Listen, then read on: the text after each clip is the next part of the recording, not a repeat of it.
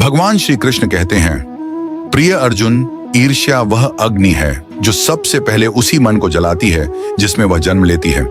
इससे न तो हमारी स्थिति बदलती है, न ही जीवन में कोई सच्चा सुख मिलता है। पर जब हम किसी की सफलता को शांत मन से देखते हैं और उससे प्रेरणा लेते हैं, तब हमारे भीतर आगे बढ़ने की एक नई चेतना जागती है। दूसरों की उन्नति हमें तोड़ने नहीं, बल्कि हमें सिखाने आती है कि हम भी अपने भीतर छिपी शक्ति को पहचानें। श्री कृष्ण समझाते हैं कि जब तक हमारा मन बाहर की तुलना में उलझा रहेगा, तब तक भीतर की शांति हम कभी नहीं पा सकते। जो मनुष्य अपने कर्म में डूब जाता है और फल की चिंता ईश्वर पर छोड़ देता है, वही सच्चे अर्थों में मुक्त और सुखी होता है। जीवन में हर किसी की घड़ी अलग अलग समय पर चलती है। अगर आज कोई आगे है, तो इसका अर्थ यह नहीं कि आप पीछे रह गए हैं।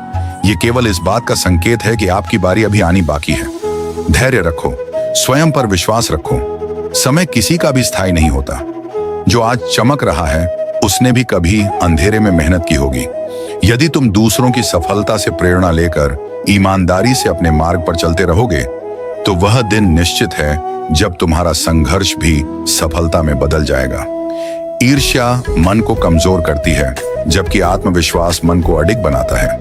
श्री कृष्ण कहते हैं, स्वयं को इतना सक्षम बनाओ कि जिन उपलब्धियों को देखकर आज मन भारी होता है, वही उपलब्धियां कल तुम्हारी पहचान बन जाए। इस संसार में किसी की सफलता तुम्हें रोक नहीं सकती। हर मनुष्य को ईश्वर ने अपनी अपनी योग्यता, अपनी अपनी क्षमता और अपना अपना अवसर दिया है।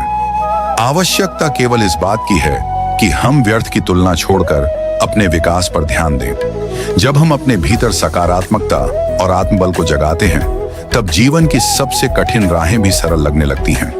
जो अपने कर्म के प्रति ईमानदार होते हैं, वे ईर्ष्या जैसी भावनाओं में नहीं उलझते। वे जानते हैं कि मेहनत कभी व्यर्थ नहीं जाती और सच्चे मन से किया गया हर प्रयास एक दिन रंग जरूर लाता है। इसीलिए यदि अपने सपनों को साकार करना है, तो दूसरों की उड़ान देखकर अपने पंख मत काटो।